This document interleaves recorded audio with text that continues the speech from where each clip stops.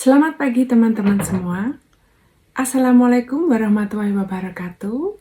Salam, Om Swastiastu, Namo Buddhaya, Salam Kebajikan.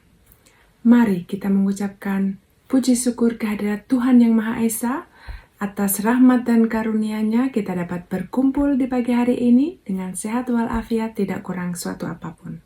Saya, Frida Miftakul dari Prodi Ilmu Komunikasi dengan NIM 0546926629 akan membawakan sebuah pidato untuk memenuhi tugas public speaking.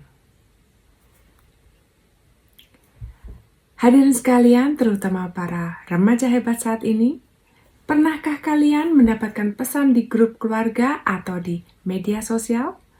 Misalnya soal vaksin, berita bencana alam, atau info politik yang membuat suasana semakin panas. Jujur, kadang kita langsung tergoda untuk menekan tombol share, bahkan tanpa berpikir panjang. Kalau iya, kalian tidak sendirian.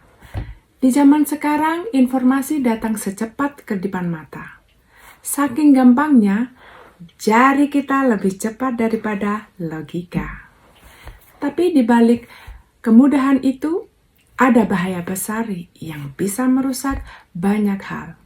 Seperti persatuan, bahkan kadang nyawa pun jadi taruhannya. Maka dari itu, topik hari ini benar-benar penting, yaitu membangun literasi digital melawan hoax. Ada yang tahu kenapa ini penting? Coba tolong, ada yang tahu kah?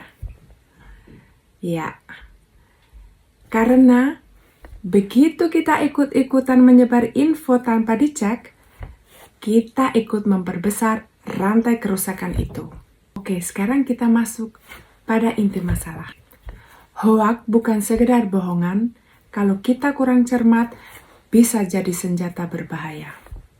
Jujur saja, kita sering anggap remeh hoax, seperti cuma berita palsu. Padahal di zaman digital, hoax itu bisa menjadi senjata pemusnah massal.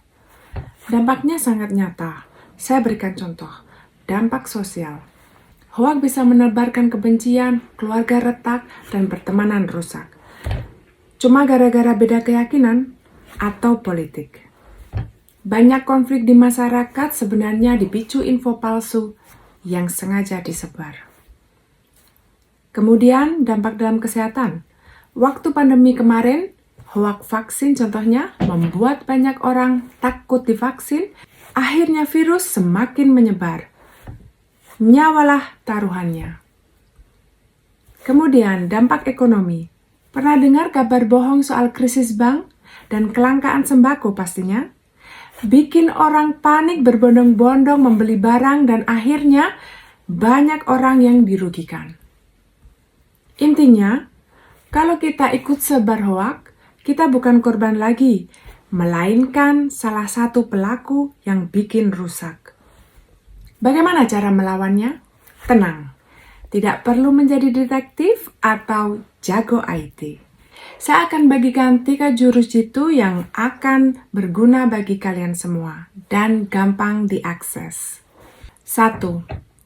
Tanyakan kepada diri sendiri apakah sumbernya bisa dipercaya, seperti Kompas, Antara, Detik.com. Jika tidak, jangan sekali-kali percaya hanya dengan judul yang sensasional.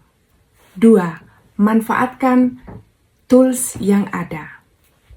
Banyak sekali situs di media sosial yang bisa Anda gunakan untuk mengecek apakah link yang disebar itu hoax atau bisa dipercaya. Contohnya, turnbackhoax.id, cekfakta.com, dan fitur-fitur lainnya. Jika Anda mendapatkan video yang aneh, Anda bisa mengecek di Google Reserve Image Search. Gampang diakses. Ketiga, gunakan akal sehat. Jika info yang Anda dapatkan terlalu bagus, membuat Anda sedih bahkan marah dengan menjual konten-konten sedih, biasanya Hoaks memainkan emosi kita. Jadi, kalau tiba-tiba deg-degan, tangan gatal pengen share, stop. Tarik nafas, tunda sebentar. Baca lagi, pakai 2 jurus sebelumnya. Percaya, lebih baik telat share daripada akhirnya malu atau menyesal karena sudah menyebarkan hoaks. Jadi, mulai sekarang, jadilah generasi yang tidak gampang dibohongi. Jadilah pahlawan digital karena 1 klik dari kita bisa menyelamatkan banyak orang. Saya akan menutup pidato ini dengan mengajak teman-teman, mulai sekarang, ayo kita pegang teguh satu tekad. Not in my watch, hoax nggak bakal lolos dari saya. Melawan hoaks itu bukan cuma urusan pemerintah dan polisi, ini tanggung jawab kita semua, mulai dari saya, juga Anda. Terima kasih. Mari sebarkan fakta, lawan hoaks.